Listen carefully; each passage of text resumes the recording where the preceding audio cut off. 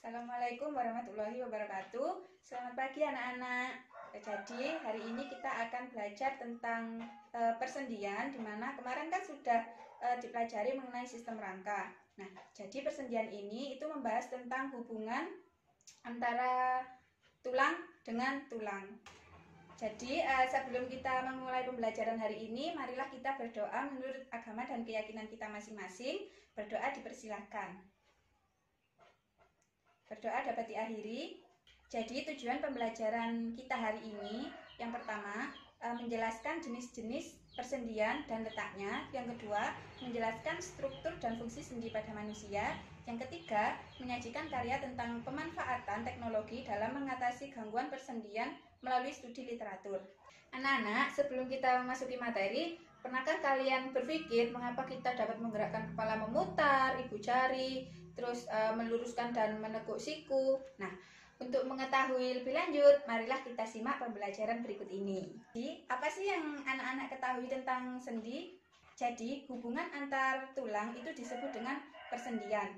Jadi, persendian itu tempat antara tulang-tulang atau antara tulang dan tulang rawan.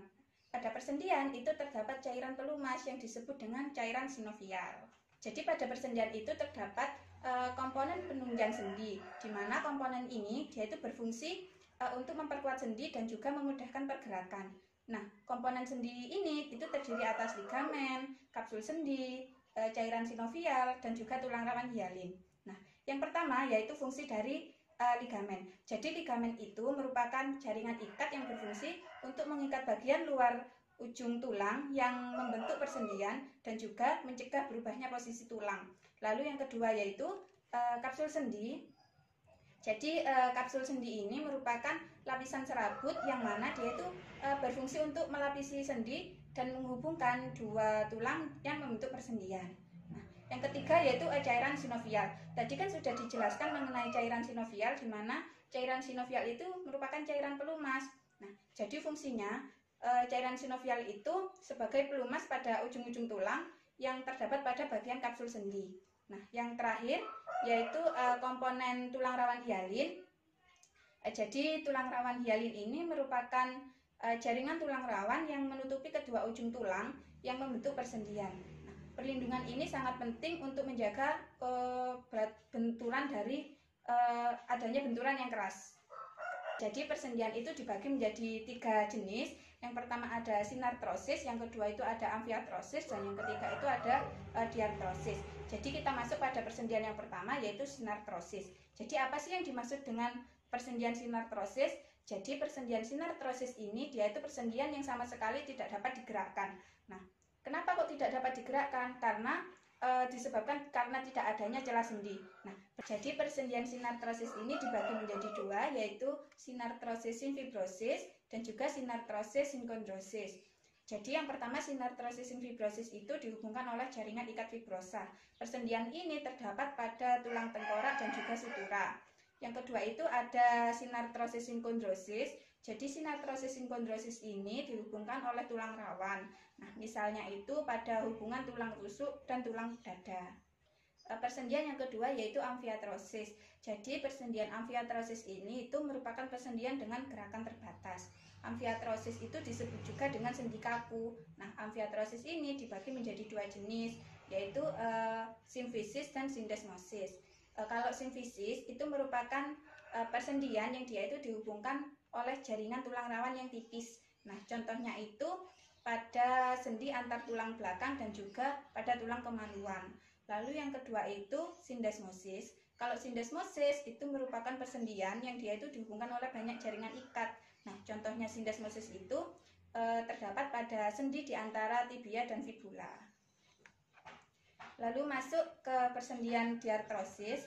Jadi persendian diartrosis ini dia itu persendian yang memiliki gerakan yang paling bebas atau leluasa. Nah, pada persendian diartrosis ini dia itu terdapat cairan sinovial, di mana cairan ini berfungsi sebagai cairan pelumas. Berdasarkan tulang pembentuk sendi dan gerakannya, diartrosis ini dikelompokkan menjadi sendi peluru, sendi engsel, sendi putar, dan juga sendi pelana. Kita masuk pada sendi peluru. Jadi pada sendi peluru dia itu sendi yang dapat digerakkan ke atas, ke bawah, dan ke samping. Nah, pergerakan yang bebas ini itu karena bentuk ujung tulang berupa bongkol dan mangkuk. Contohnya sendi peluru itu pada gelang bahu. Jadi yang kedua yaitu sendi engsel. Jadi pada sendi engsel ini itu pergerakannya hanya satu arah saja. Nah, contohnya itu pada siku dan lutut. Ya, jadi pergerakan sendi engsel itu seperti ini, hanya satu arah saja. Selanjutnya yaitu sendi putar. Jadi pada sendi putar ini gerakannya berupa gerakan rotasi dengan satu poros. Contohnya itu pada gerakan memutar kepala, jadi seperti ini ya. Nah, ini merupakan contoh dari sendi putar dan juga antara tulang hasta dan tulang pengumpil. Nah, jadi seperti ini. Ini merupakan contoh dari sendi putar. Selanjutnya adalah sendi pelana. Pada sendi pelana, kedua ujung tulang membentuk sendi menyerupai pelana. Nah, contoh pada sendi pelana itu merupakan gerakan ibu jari dan hubungan tulang belakang dengan tulang rusuk. Jadi seperti ini merupakan gerakan sendi pelana. Selanjutnya yaitu masuk pada gangguan persendian. Jadi kemarin kan sudah dibahas mengenai gangguan tulang ya, di mana terdapat fraktura atau juga disebut dengan patah tulang. Nah, pada persendian ini apakah gangguan yang terdapat itu sama kayak tulang? Nah, jadi pada persendian dia itu memiliki gangguan tersendiri. Contohnya itu seperti artritis, dislokasi, dan juga ankilosis. Jadi yang pertama artritis. Artritis ini merupakan peradangan sendi dengan ciri-ciri bengkak dan gangguan fungsi sendi. Nah, artritis ini dia itu dibedakan menjadi artritis gout, osteoartritis, dan juga artritis eksudatif. Artritis gout itu terjadi karena kegagalan metabolisme asam urat. Kalau yang osteoartritis itu disebabkan karena menipisnya tulang rawan perlindungan sendi. Nah, kalau yang artritis eksudatif itu disebabkan karena terisinya rongga sendi oleh getah radang. Lalu yang kedua yaitu gangguan persendian dislokasi. Jadi gangguan ini terjadi jika sendi terlepas dari tempatnya dan juga disertai dengan sobeknya ligamen. Dislokasi ini dapat pula berupa pergeseran sendi. Yang selanjutnya yaitu ankilosis. Jadi ankilosis ini merupakan gangguan yang menyebabkan sendi tidak dapat digerakkan. Nah, ankilosis itu disebabkan karena tulang rahang melebur dengan tulang tengkorak. Lalu ada juga gangguan reumatis atau yang kita sebut biasanya itu reumatik. Jadi reumatik ini merupakan gangguan yang berupa segala rasa sakit pada alat gerak seperti tulang, otot, ligamen, dan juga sendi. Nah, selanjutnya yaitu gerak yang muncul karena adanya persendian. Yang pertama itu ada fleksi dan ekstensi. Jadi fleksi ini merupakan gerak menekuk atau membengkokkan.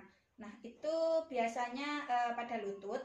Lalu yang kedua itu ada ekstensi. Jadi ekstensi ini merupakan gerak meluruskan, sehingga kebalikannya dari fleksi. Nah, kalau yang terakhir itu ada hiperekstensi. Jadi hiperekstensi ini merupakan gerak ekstensi yang lebih hingga melebihi posisi anatomi tubuh.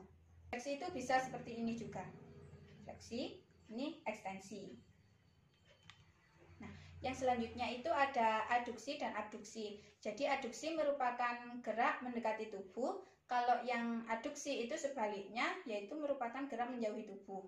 Selanjutnya itu ada elevasi dan depresi. Jadi elevasi merupakan gerak mengangkat. Nah, ini contohnya dari elevasi. Kalau yang depresi itu merupakan gerak menurunkan. Seperti ini merupakan contoh dari gerak depresi. Yang selanjutnya itu ada supinasi dan pronasi. Jadi supinasi merupakan gerak mengadahkan tangan. Nah, ini merupakan contoh dari gerak supinasi. Sebaliknya kalau gerak pronasi itu merupakan gerak melengkupkan tangan.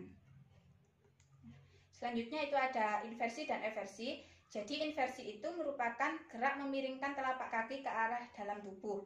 Nah, kalau yang eversi itu merupakan gerak memiringkan telapak kaki ke arah luar. Sekian materi yang dapat saya sampaikan hari ini. Semoga ilmu yang kita pelajari hari ini dapat bermanfaat. Sebelum kita mengakhiri pembelajaran hari ini, marilah kita berdoa menurut keyakinan masing-masing. Berdoa dipersilahkan. Berdoa selesai. Sampai jumpa di pertemuan berikutnya. Terima kasih.